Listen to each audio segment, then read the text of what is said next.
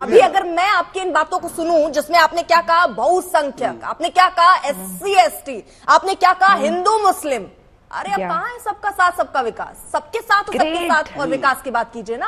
राम भी गिना लिया आपने, SC ST भी गिना लिया। अरे एक पॉइंट तो ले जाते, रोजगार पर, बेरोजगारी पर, महंगाई पर, किसी पर तो ले जाते, एक पॉइंट तो रख सकते थे। अर्पिता जी कांग्रेस आपके बचाव में क्यों आ रही है? कांग्रेस आ रही है और आपका चैनल 2 विंडो करके उनको अलाउ कर रहा है। मुझे संवाद करने दीजिए। मैं ये भी जानती हूँ कि रोजगार, महंगाई कैसे होगा, बेरोजगारी, इन सब पर भी चर्चा होनी चाहिए। आप ये कह रहे हैं कि अब आप उसको जोड़कर घुमा के इसको दिखा रहे हैं कि भैया देखिए चुनाव जीत रहे हैं। जब बेरोजगारी पर डिबेट हुई तो न्यूज एंकर अर्पिता आर्या ने मचाया ऐसा धमाल कि भाजपा के प्रवक्ता वाकई में झोला उठाकर भाग गए। हे हाय हेलो नमस्ते जी, सत श्री अकाल, अस्सलाम वालेकुम, मैं निधि शर्मा इंडिया से। और ऐसे जब बीजेपी के स्पोक्स पर्सन की धुलाई होती है ना तो हमें बड़ा मजा आता है, एक ताजगी का एहसास होता है, क्योंकि अक्सर तौर पे क्या होता है, बीजेपी के स्पोक्स पर्सन को ही प्रमोट किया जाता है इन डिबेट्स के अंदर, क्योंकि एंकर्स को भी हमारे मोदी जी अपनी गोदी में बिठा लेते हैं। बट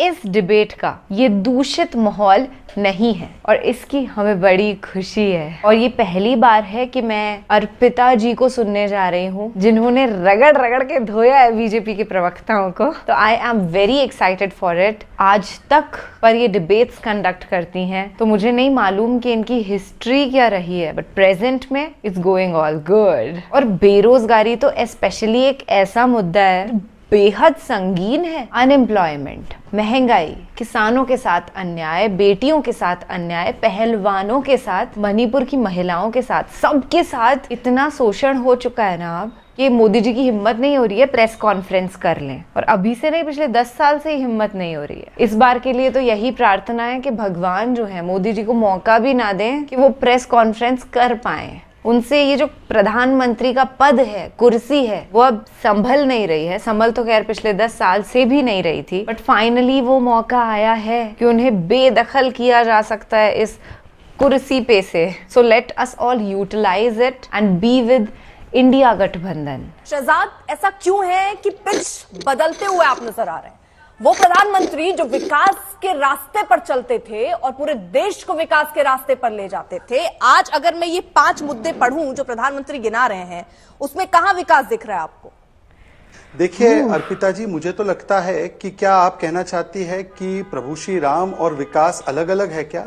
इस प्रकार की सोच हो सकता है कुछ समूह की, कुछ जमातों की हो, पर हमारे लिए तो राम राज्य की परिकल्पना महात्मा गांधी ने दी थी। तो क्या महात्मा गांधी राम राज्य कहते थे, हे राम कहते थे, रघुपति राघव राजा राम कहते थे, या संविधान के ओरिजिनल कॉपी में राम जी की तस्वीर थी? तो क्या विकास विरोधी था?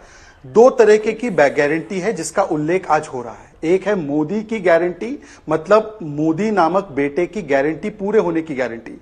10वें से 30वें स्थान पर आना, 25 करोड़ लोगों का गरीबी से निकलना, 10 करोड़ लोगों तक उज्ज्वला सिलेंडर, 11 करोड़ तक टॉयलेट, 11 करोड़ तक नल से जल, जिस प्रकार से प्रति व्यक्ति आय दुगनी हुई है, एयरपोर्ट 70 बन गए हैं। और दूसरी गारंटी क्या है? उन लोगों की गारंटी जिनकी साथ में रहने की कोई गारंटी नहीं है। मतलब एक ऐसा समूह जो बंगाल से लेकर जम्मू कश्मीर से लेकर पंजाब से लेकर केरल में एक नहीं हो पाया, वो अब गारंटी कम और नौटंकी ज्यादा कर रहा है। मतलब जैसे गंजा तेल उगाने की गारंटी दे दे, उस प्रकार की इनकी गारंटी है। अब वो भी गारंटी तोड़ दी है और इतनी अच्छी इनकी गारंटी क्या वादे किए, कितने पूरे किए, पूरे करने पर तो मैं अभी तक आई नहीं। मेरा सवाल तो इस पर था कि अभी गारंटी की बात चली है तो वो क्या गारंटी दे रहे हैं और आप क्या गारंटी दे रहे हैं? अब जरा ध्यान से सुन लीजिए। प्रधानमंत्री कहते हैं जब तक मोदी है धर्म के आधार पर आरक्षण नहीं दिया जाएगा। ठीक है, पहली बात, पहली गारंटी। SC ST और OBC का आरक्षण कोई खत्म नहीं करेगा, ये दूसरी गारंटी। रामनवमी मनाने से भगवान राम की पूजा से कोई आपको रोक नहीं सकता, ये तीसरी। राम मंदिर पर सुप्रीम कोर्ट का फैसला कोई पलट नहीं सकता, ये चौथी। और CA कानून को कोई भी रद्द नहीं कर सकता। ये प्रधानमंत्री की 5 गारंटी हैं जिसमें आपने राम का जिक्र, आप कह रहे हैं कि देश राम से चलेगा, चलिए राम का नाम इसमें ले लिया गया, लेकिन और जनता के मुद्दे, अब जनता के मुद्दों पर अगर बात करें, अरविंद केजरीवाल की जो 10 गारंटी, उसमें वो कहते हैं देश में 24 घंटे बिजली है। ये जनता से जुड़े मुद्दे हैं कि नहीं? हर बच्चे को मुफ्त शिक्षा जनता से जुड़ा मुद्दा है कि नहीं? हर नागरिक का मुफ्त इलाज, चीनी कब्जे से जमीन वापस, अग्निवीरों को पक्की नौकरी, किसानों को MSP की गारंटी, दिल्ली को पूर्ण राज्य का दर्जा, रोजगार की व्यवस्था, भ्रष्टाचार खत्म, GST का सरलीकरण। मुझे पता है इसमें से आप भ्रष्टाचार पॉइंट सबसे पहले उठा लेंगे, लेकिन उसको उठाने से पहले जरा और आगे की जो मैंने आपको लाइंस गिनाई उन पर जवाब दीजिएगा। क्या बात है यार, अभी तो ये एकदम परफेक्ट कर रही हैं। अब मैं एक एक करके आपके पांचों बिंदुओं पर सिलसिलेवार तरीके से जवाब देता हूं, आप केवल सुनने का धैर्य रखिए। मुझे बताइए कि आरक्षण की व्यवस्था जो संविधान में है उसमें धार्मिक आधार पर आरक्षण देने की बात ना अंबेडकर जी ने, ना संविधान सभा ने, ना संविधान ने की है, परंतु कांग्रेस ने मुस्लिम आरक्षण, केवल कांग्रेस ने कर्नाटका, तेलंगाना, आंध्र में नहीं बल्कि रंगनाथ मिश्रा कमेटी रिपोर्ट और लालू जी ने कहा पूरा दे दो। क्या ये संविधान विरोधी बात, किसकी गारंटी नहीं देनी चाहिए कि संविधान नहीं बदलना चाहिए? ये तो संविधान बदलने की बात तो कांग्रेस कर रही थी ना। तो हम तो गारंटी दे रहे हैं कि हम कभी भी धार्मिक आधार पर आरक्षण, और वो भी SC ST OBC समाज से काट कर नहीं देंगे। तो ये गारंटी महत्वपूर्ण नहीं है SC ST OBC समाज के लिए। दूसरी गारंटी, रामनवमी और राम मंदिर के विषय पर मुझे बताइए कि क्या बहुसंख्यक समाज की सुरक्षा की गारंटी नहीं होनी चाहिए? रामनवमी पर मुर्शिदाबाद में हिंसा हुई थी तो हाईकोर्ट ने टिप्पणी नहीं की थी बंगाल सरकार पर। क्या रामनवमी से पहले उनके हुमायूं कबीर TMC के नेता ने नहीं कहा था काट के रख देंगे हिंदुओं को? क्या ऐसी बात नहीं हुई है जिसमें कि हिंदू धर्म के ऊपर और हिंदू देवी देवताओं के ऊपर अभद्र टिप्पणी करने का काम TMC के नेताओं के द्वारा? 10 सेकंड सुनिए, जिसके बाद दंगे। सुनिए ना, लेकिन मेरा सवाल अच्छा चलिए ठीक है, मैं उम्मीद कर रही हूँ 10 सेकंड में कुछ अलग सुनने मिल जाए। चलिए मैं आपके ही सवाल पे आ रहा हूँ। ठीक 10 सेकंड और लीजिए। चलिए मुझे बताइए कि 10 सेकंड और ले रहा हूं। कानून व्यवस्था बनी रहे और लॉ एंड ऑर्डर के नाम पर एक तुष्टीकरण की राजनीति करते हुए बहुसंख्यक समाज की सुरक्षा के साथ समझौता ना हो, क्या ये गारंटी देना ये वैध गारंटी नहीं है क्या? क्या इसकी लॉ एंड ऑर्डर की गारंटी चुनाव में नहीं देनी चाहिए? ये जनता से जुड़ा हुआ मामला नहीं है। मुझे एक बात बताइए कि वोट जिहाद कहना आपके लिए जनता का मुद्दा है, राम मंदिर बेकार है आपके लिए, आपके और आपके समूह के लिए जनता का मुद्दा है। नहीं, एक सेकंड सुन लीजिए। अब धैर्य रखिए अर्पिता जी, अब धैर्य रखिए। पूरा आरक्षण मुसलमानों को दे देंगे, ये जनता का मुद्दा है आपके लिए। सनातन समाप्त कर देंगे, जनता का मुद्दा है आपके लिए। वही मैं कह रही हूँ ना, मेरा पहला सवाल ही वही था। मैं यही कह रही हूँ ना कि पिच क्यों बदली आपने? तो वो पिच जिसमें विकास की बात थी, याद है आपको 2014? वो पिच विकास पर थी, वो पिच विकास के एजेंडे पर थी। एक सेकंड सुन लीजिए, अब मुझे सुन लीजिए। शहजाद, उस समय बात होती थी सबके साथ सबके विकास की। अभी अगर मैं आपकी इन बातों को सुनूं जिसमें आपने क्या कहा बहुसंख्यक, आपने क्या कहा SC ST, आपने क्या कहा हिंदू मुस्लिम, अरे अब कहां है सबका साथ सबका विकास? सबके साथ और सबके साथ और विकास की बात कीजिए ना। अच्छा, इसका भी जवाब ले लीजिए, इसका भी जवाब 5 सेकंड में ले लीजिए। जो मैंने शुरुआत में गिनवाया था, 10 करोड़ उज्ज्वला सिलेंडर, 11 करोड़ टॉयलेट, 12 करोड़ नल से जल, अरे तो इसी को आगे बढ़ाकर इस पर गारंटी क्यों नहीं दे रहे हैं प्रधानमंत्री? कोई भेदभाव हुआ? इन 5 गारंटी में मैं ये मानती हूँ सर, सुनिए ना, इन 5 में से एक पर क्यों बात नहीं हुई? क्यों एक पर रोजगार की बात नहीं हुई कि चलिए हमने इतना आंकड़ा रोजगार का ले आए हैं, आगे हमारी ये रणनीति, हम रोजगार इतना देंगे। हम इन 5 में, चलिए आपने राम भी गिना लिया, आपने SC ST भी गिना लिया, अरे एक पॉइंट तो ले जाते रोजगार पर, बेरोजगारी पर, महंगाई पर, किसी पर तो ले जाते, एक पॉइंट तो रख सकते थे। अर्पिता जी, अब आपने 25 सेकंड का सवाल पूछा है तो कम से कम 25 सेकंड का जवाब देने दीजिए, 5 सेकंड में इंटरप्ट मत कीजिए। अर्पिता जी, आप और आप जैसी विद्वान एंकर्स ने ही राज्य चुनावों के पहले डिबेट की थी ना कि बेरोजगारी पर कुछ बोलिए। तो क्या हुआ? बेरोजगारी के विषय पर मध्य प्रदेश की सरकार 18 वर्ष बाद फिर से चुनकर आई और राजस्थान और छत्तीसगढ़ से किसको लात मार के भगाया गया? वो बेरोजगारी पर चुनाव नहीं हुआ क्या? जनता ने जो 2014 के बाद 2019 में मैंडेट दिया मोदी जी को, तो बिना बेरोजगारी, बिना महंगाई पर काम किए वोट दे दिया था क्या? मतलब आप जनता के विवेक पर सवाल खड़ा कर रही है क्या? और मैं पूछना चाह रहा हूं आपसे कि अर्पिता जी, एक बार मुझे बता दीजिए कि आज जब बात हम करते हैं कि कानून व्यवस्था बनी रहे जिसमें कि दंगाई करने वाले लोगों के ऊपर नकेल कसी जाए या जो संवैधानिक व्यवस्थाएं हैं उसके साथ खिलवाड़ ना किया जाए, तो क्या ये जनता के मुद्दे नहीं है आपके हिसाब से? राष्ट्रीय सुरक्षा, कानून व्यवस्था, ये जनता के मुद्दे नहीं? अगर कानून व्यवस्था नहीं होगी मैं ये भी जानती हूँ कि रोजगार, महंगाई कैसे होगा, बेरोजगारी, इन सब पर भी चर्चा होनी चाहिए। आप ये कह रहे हैं कि अब आप उसको जोड़कर घुमा के इसको दिखा रहे हैं कि भैया देखिए चुनाव जीत रहे हैं, हमारा एजेंडा ये, हमारी पिच ये है और हम चुनाव जीत रहे हैं। पूरा भाषण सुना था सर, सुन लिया सर। अब जरा मुझे और मेहमानों के पास भी जाने दीजिए। आपने प्रधानमंत्री का पूरा ठीक सर, ये 5 गारंटी मैंने सुनी और बात गारंटी पर हो रही है। बिल्कुल आगे जाइए। अरविंद केजरीवाल 10 गारंटी दे रहे हैं जिसमें जनता से जुड़े मुद्दे हैं। प्रधानमंत्री जो बात कह रहे हैं वो भी मैंने आपसे पूछ ली, इसलिए मैं स्पष्टीकरण एक चाह रही थी। ठीक है, चुनाव है सामने, हर इंसान अपनी पिच तैयार कर रहा है कि किसमें कितने रन बना ले। बेसिकली बेसिक गेम तो यही है ना सर। अरविंद केजरीवाल तो जमानत में ही बाहर आए हैं, कोई पूरी तरीके से छूट तो मिल नहीं गई उनको, क्लीन चिट नहीं मिली है उन्हें।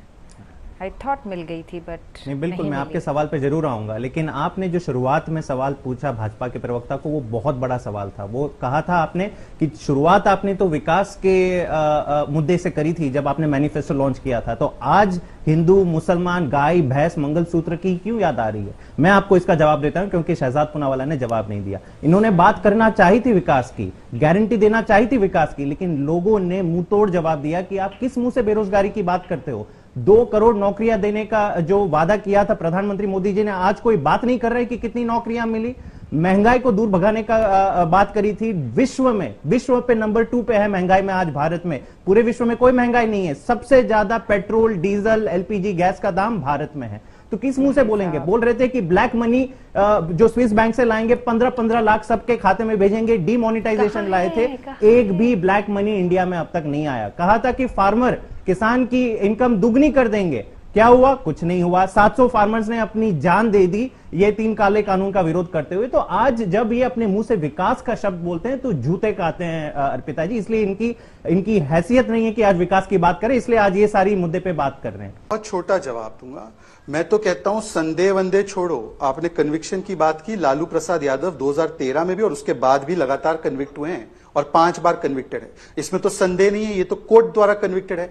अब जैस्मिन जी बता दो कि आप लालू को कन्विक्टेड मानते हैं कि नहीं मानते? और दूसरी बात, इन्होंने स्कूल में इंटरनेशनल अखबारों ने क्या लिखा है? भाई हाई कोर्ट ने कहा है कि आपने नेशनल इंटरेस्ट को कॉम्प्रोमाइज कर दिया, डेस्क नहीं दे रहे हो, टीन के शेड में हजारों बच्चे एक क्लास में 2 क्लास साइमल्टेनियसली चल रही है, उसके ऊपर कुछ करिए। पर हाई कोर्ट की टिप्पणी को भूल जाए। सुन लीजिए, बीच में ने बोला अर्पिता जी कृपया करके आप इसमें ऑर्डर लाइए। Thank you. अर्पिता जी, यमुना को साफ कर देंगे, 2015 का वादा कितना पूरा हुआ पूछ लीजिए।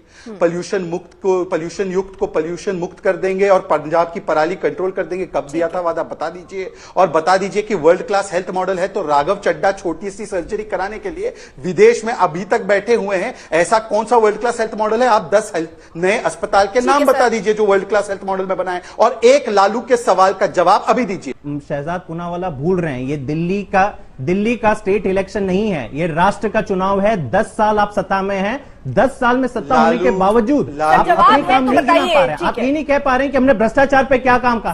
आप कह रहे हैं हम दिल्ली के ऊपर सवाल पूछेंगे, हम बिहार के ऊपर सवाल पूछेंगे।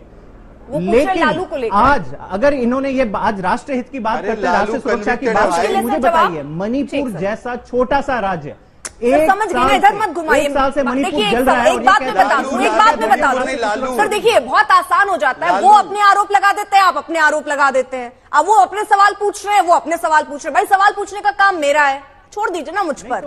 मैं सवाल पूछ रही हूँ, आप कह रहे एक दूसरे से सवाल।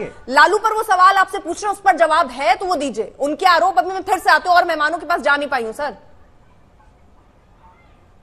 जैस्मिन जी, अर्पिता जी, किसी भी नेता के ऊपर अगर आरोप लगते हैं तो कोर्ट डिसाइड करें। भाजपा या शहजाद पूनावाला डिसाइड करने वाले कोई नहीं होते कि नहीं हम आरोप लगाएंगे, हम जेल भेजेंगे। तो आज आम आदमी पार्टी नहीं तो ये पता है ना कि आम आदमी पार्टी के नेताओं को जेल में क्यों भेजा? आप तो अच्छा इतना विश्वास रखते हैं आप कोर्ट के सिस्टम पे, तो आम आदमी पार्टी के नेताओं पर भी कन्विक्शन ऑब्टेन करते हैं। आपने अरविंद केजरीवाल को जेल में क्यों भेजा? फिर मुंह की खानी पड़ी कि नहीं आपको? सुप्रीम कोर्ट ने अरविंद केजरीवाल जी को बाहर छोड़ा है, इसका मतलब यह है कि आपकी मंशा थी कि लालू पर बोलिएगा कि नहीं? आप खुद यहाँ पे जज बनने की कोशिश कर रहे हैं। लालू पर लालू कन्विक्टेड है। अरे लालू क्या कह रहे हैं आप? बंगारू लक्ष्मण के आप बंगारू जनता पार्टी के पर्सन जो राष्ट्र हित के सौदे पे भ्रष्टाचार करते पाए गए, हटा दिया था, वो हट गए थे। ठीक सर, और मेहमानों के पास भी चली जाओ। मैं नीरज मिश्रा और वीरेंद्र कुमार के पास भी नहीं जा पाई। हट गए, लालू के बच्चे चुनाव लड़ रहे हैं। इन्हीं आंकड़ों पर जवाब लीजिए। ठीक है। सबसे पहला आपने क्या कहा कि जो महंगाई दर थी इनके समय पर 4% के आसपास आ गई। आपको मालूम होगा इस देश के अंदर एनएसएसओ जो है, जिसका काम है आंकड़े जारी करना, उसने पहले तो 7 साल आंकड़े जारी नहीं किए। जब वो आंकड़े जारी हुए तो बेस ईयर जब उन्होंने चेंज किया तो उसके बाद इन्होंने आपको इन्फ्लेशन का जो डेटा दिया वो इस तरीके से दिखने लगा। आप 2011 के बेस ईयर से वीडियो अच्छी लगती हो तो इसको लाइक करें। अभी शहजाद पूनावाला की आगे और धज्जियां उड़ने वाली हैं। अर्पिता आर्या जो कि एक निष्पक्ष पत्रकार इस डिबेट में लग रही है, आप इनके बारे में क्या कहते हैं? अपनी राय कमेंट बॉक्स में जरूर देकर जाइए। पूरी डिबेट जरूर देखकर जाइए, अभी आगे और बहस होने वाली है। बनाया 1 किलोमीटर, आंकड़ों में दिखा दिया 4 किलोमीटर। ठीक है, ये बड़ा आरोप आप लगा रहे हैं। रुक जाइए सर, इस पर मैं छोटा जवाब शहजाद से चाहूंगी। शहजाद वो कह रहे हैं अपने हिसाब से आप चीजों को पलट रहे हैं, आंकड़े देर में रिलीज करते हैं, और आप सड़कों पर वो कह रहे हैं कि कम बनाते कम है, गिनते ज्यादा है। चलिए मैं इस पर स्पष्ट जवाब देता हूं, और कांग्रेस ही जो आंकड़े इस्तेमाल करती है उसी के आधार पर देता हूं। कांग्रेस सीएमआई का डेटा कोट करती है बेरोजगारी पर। उसी सीएमआई के डेटा के हिसाब से राजस्थान में बेरोजगारी दर 20% से ज्यादा था, उनकी सरकार को लात मारकर भगाया, और मध्य प्रदेश में 2% था, इसलिए 18 वर्ष के बाद हमारी सरकार वहां पर रिपीट हुई। अच्छा मैं छोड़ दो, इस आंकड़े को मत विश्वास करो, आपको मैं दूसरा आंकड़ा देता हूं ईपीएफओ का। 12 करोड़ जो लोग थे पहले ईपीएफओ। अरे सर आप राज्य पर क्यों चले गए? जब आप ये आंकड़ा दे रहे तो मैं आपको भी एक आंकड़ा दे देती हूँ। 2023 में बेरोजगारी दर 8% रही, लेकिन इसमें करीब 1.5% केवल गिरावट आई है।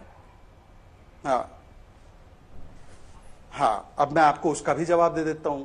अर्पिता जी एक एक करके जवाब देंगे। आप मुझे ये कह रही हैं कि जो बेरोजगारी राज्यों में होती है वही तो मिलाकर देश में बेरोजगारी होती है ना, तो कहां बेरोजगारी की समस्या है वो तो जरा देख लीजिए। राजस्थान में थी, मध्य प्रदेश में 18 वर्ष के बाद भी नहीं थी, इसीलिए जनता ने हमें चुना। महंगाई के विषय में भी बोल रहा हूं और बेरोजगारी के नेशनल पर्सपेक्टिव पे भी बोलूंगा, मैं भागने वाला नहीं हूं, हर एक सवाल का जवाब देने वाला हूं। अब महंगाई पर बोलता हूं। महंगाई पर ये कह रहे हैं कि आंकड़े बदल दिए इसलिए जो है पूरा बेरोजगार महंगाई जो दर है वो कम हो गई। वाह क्या लॉजिक है। मैं तो आपको बोलता हूं कि आप देख लीजिए 9000 जन औषधि केंद्र बने हैं। एक जो टैबलेट 72-80 रुपए की आती है मार्केट में, वही टैबलेट 10 रुपए की आती है आज जिस जन औषधि केंद्र में। जो 300 रुपए का डेटा जीबी डेटा आता है आज वो 9 रुपए का है। अगर यूपीए के जमाने में होते तो पर कैपिटा कंजम्पशन के हिसाब से जो डेटा का कॉस्ट था 45,000 रुपीज था, आज वो हो गया है 1500 रुपए। जो 7 लाख की आज इनकम टैक्स तक इनकम टैक्स नहीं भरनी है, यूपीए के जमाने में 2 लाख पर इनकम टैक्स भरनी थी, तो 10 लाख की जिसकी आय है उसको 1,20,000 भरना पड़ता था, आज 60,000 इनकम टैक्स भर रहा है। ये भी क्या बनावटी आंकड़े हैं? और महंगाई अगर इतनी बड़ी हुई है तो हिमाचल में डीजल के 6 रुपए बढ़ा दिए। प्लीज 1 मिनट बीच में नहीं। अर्पिता मैं आंकड़ों पे बात कर रहा हूं। अर्पिता जी मैं आंकड़ों पे बात कर रहा हूं, मैं कहीं भाग नहीं रहा हूं। हाँ। मैं कह रहा हूं कि मान लेते हैं इनका कि महंगाई बहुत बड़ी हुई है, तो इन्होंने हिमाचल में क्या वादा किया? 1500 रुपए प्रति महिला कितनी महिलाओं को दिया? 300 रुपए यूनिट बिजली फ्री कर देंगे। कितने बिजली के यूनिट? शहजाद अब आंकड़े ही गिना रहे थे क्योंकि अब आप ये आरोप पे आ गए। और इनसे पूछिए 6 रुपए डीजल का हिमाचल में बढ़ा दिया। थोड़ा पीछे जरा आंकड़ों पर देखिए। एनडीए में जीडीपी मैन्युफैक्चरिंग सेक्टर के हिस्से में भी कमी आई है। विश्व बैंक के ये आंकड़े हैं कि यूपीए में 15 से 17% के बीच थी। मेक इन इंडिया जैसी आपने एक बड़ी मुहिम भी चला ली, लेकिन बावजूद इसके हिस्सा जो है वो 13% गिर गया। क्यों? 13% हिस्सा। हाँ मैं आपको बताता हूं। आप जीडीपी की साइज क्या है अर्पिता जी मुझे जरा बताना, भारत की जीडीपी की, और 2014 में जिसके मुकाबले में आप देख रही है तब कितनी थी जीडीपी की साइज? जरा पहले आप मुझे दोनों आंकड़े बताओ।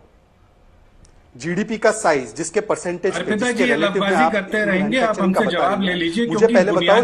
एक सेकंड अर्पिता जी मैं आपसे चर्चा कर रहा हूं, आपने मुझसे सवाल पूछा, आप जवाब चाहती हैं कि टू विंडो में तू मैं चाहती हैं? आप टू विंडो में अर्पिता जी टू विंडो में तू मैं चाह रही है कि आप मुझसे संवाद चाहती हैं? तो मेरे संवाद को होने दीजिए। आज तक घबराए ना, आज तक कतई ना घबराए, आज तक कतई ना घबराए, आज तक कतई ना घबराए। मुझे एंकर से संवाद करने दे। और मैं अर्पिता जी कांग्रेस आपके बचाव में क्यों आ रही है? मुझे जवाब दे दीजिए। शहजाद के पास क्योंकि आंकड़े नहीं है, कांग्रेस आपके बचाव में क्यों जाएंगे? आप आंकड़ों पर बहस करिए। कांग्रेस आपके बचाव में जवाब तो दे रहे हैं नीरज जी, वो जवाब तो दे रहे हैं। आपके बचाव में कांग्रेस क्यों आ रही है? मुझसे शहजाद किसी को जवाब दे, यहाँ किसी के बचाव में किसी को आने की जरूरत नहीं है। जी, अपने जवाब देने की जरूरत है। आप आराम से अपने जवाब कांग्रेस आ रही है और आपका चैनल टू विंडो करके उनको अलाउ कर रहा है। मुझे संवाद करने दीजिए। मैं अभी 2 मेहमानों के पास जा नहीं पाई हूँ, प्लीज शहजाद। जो मैन्युफैक्चरिंग का आपको मुझ में रुचि, आपको मेरे सवाल जवाब में मुझसे रुचि है, तो आपने सवाल पूछा, मैं जवाब दे रहा हूं। आप नहीं चाहते तो मैं चुप रह शहजाद जाऊं। दीजिए आपका जवाब। चैनल है, आप वीडियो चलाइए। अच्छी लगी हो तो मैं इसको जवाब लाइक दे करें। दूं अगर आपसे। आप ही गोदी मीडिया का विरोध करते हैं तो हमारे आपने चैनल मुझे भाई बोला, एसटी न्यूज दर्शकों को की अभी समझदारी के सब्सक्राइब लिए मैं करें। बोल रहा हूं आपको ये कि डिबेट देखकर 2014 कैसा में लगा, और जो जितना नई एंकर percentage शेयर अर्पिता था आर्या की GDP का, ये डिबेट आपको का, कैसी आज लगी, वो कम जिसमें क्यों उन्होंने हुआ? क्वेश्चन किए मैंने बीजेपी अर्पिता आर्या प्रवक्ता जी से, जो अपनी विद्वान राय हैं, कमेंट उनसे बॉक्स मैंने में जरूर पूछा। देकर अब वो शायद आपने गूगल किया है नहीं किया मुझे नहीं पता। 2014 में हमारी इकोनॉमी की साइज क्या थी और 2024 में हमारी इकोनॉमी की साइज क्या है, जरा बता दीजिए। इसीलिए मैं कह रहा हूं कि एब्सोल्यूट टर्म्स में हमारा मैन्युफैक्चरिंग बड़ा है। मैं आपको उसका पक्का उदाहरण देता हूं। अर्पिता जी, आप शायद नोएडा में रहती है कि नहीं मुझे नहीं पता। मैं तो नोएडा, दिल्ली, एनसीआर का ही वासी हूं। यहां पर 2 मोबाइल फोन की फैक्ट्री होती थी, आज 200 मोबाइल फोन मैन्युफैक्चर हो रहे हैं। जहां पे देश इंपोर्ट करता था 95% मोबाइल फोन, आज 95% हम नीरज जी, एक्सपोर्ट आगे करते हैं। रुक 10 जाइए, बिलियन डॉलर के एप्पल और सैमसंग के फोन एक्सपोर्ट कर रहे हैं। मैन्युफैक्चर घटी है, बड़ी है। पहली बार एप्पल का यहां पे सबसे बड़ा मैन्युफैक्चरिंग आया है, तो ये बड़ी है। काश के इस वीडियो के अंदर नीरज जी का जवाब भी हमको सुनने मिला होता। पर ये जो हवा में एक तरोताजगी है, ये जो लहर बदली बदली है, इसे देख के ना बड़ा मूड फ्रेश हो जाता है यार। तो आप सोचिए, वो एंकर्स जो कुछ वक्त पहले बीजेपी की मालाएं जपते थे, उनका गुणगान करते थे, वो आज निष्पक्ष तरीके से सवाल पूछ रहे हैं। अनबिलीवेबल लग रहा है पर सच्चा है ये। कल ही हमने अंजना ओम कश्यप जी का इंटरव्यू देखा था। वो जो डिबेट कंडक्ट कर रही थी, वो जो सवालात पूछ रही थी, वो देखा था। अब वो अंजना ओम मोदी नहीं रही, वो साफ तौर पर सवाल पूछती हैं और उसके जवाब चाहती हैं, ना कि बीजेपी की साइड से बोल रही होती हैं। जितनी इन सब एंकर्स को दलाली खानी थी ना, उतनी इन्होंने खा ली है। अब जो लहर के साथ ये पलटे हैं, दिल खुश हो रहा है देखकर, पर बुरा भी लगता है ये सोचकर कि कितना मास डिस्ट्रक्शन इन ही लोगों ने इंडिया में कर दिया। भैया, मेन स्ट्रीम मीडिया बहुत बड़ी जिम्मेदार है जो रायट्स हुए हैं जगह जगह पे उसकी, और इन रायट्स में कई लोग मारे भी गए हैं। कैसे भूल जाएं हम हल्द्वानी के उन 6 लोगों को जिनकी इन हिंदू मुस्लिम के मसलों में मृत्यु हो गई। कैसे भूल जाएं उन गरीबों को जिनके घरों पर बुलडोजर्स चल गए। कैसे भूल जाएं हमारे हरियाणा में नूह में जो कांड हुआ था उसको। और ये लोग जो मारे गए हैं ना, सब हमारे ही तरीके के, बिल्कुल आम फैमिलीज से बिलोंग करते थे, कोई राजनीतिक बैकग्राउंड नहीं था। बस उनकी डेथ इसलिए हुई क्योंकि सरकार को हमारी जान की परवाह नहीं है। वो खुलेआम नफरत फैला रहे हैं और लोग कट्टरवादी अंधभक्त बन करके वो हेट्रेड एब्जॉर्ब कर रहे हैं। ये बहुत बड़ा मसला है, कोई छोटी मोटी बात नहीं है। और फिलहाल के लिए मैं आपसे लेती हूँ इजाजत, पर यही चाहती हूँ कि गोदी मीडिया का तो इंतकाल हो जाए भैया, इनका अंतिम संस्कार हो जाए इस बार। जी न्यूज ने जिस तरीके से पलटी मारी है, अंजना ओम कश्यप जी ने, अर्पिता आर्या जी ने, देख करके बड़ी एक उम्मीद जाग उठी है कि हाँ, गोदी मीडिया की डेथ हो रही है। ख्याल रखिएगा अपना और अपने सभी घर वालों का। खुश रहिएगा, सही सरकार के साथ खड़े रहिएगा। मौजूदा सरकार से तो हमें छुटकारा पाना है। सत्यमेव जयते। जय हिंद।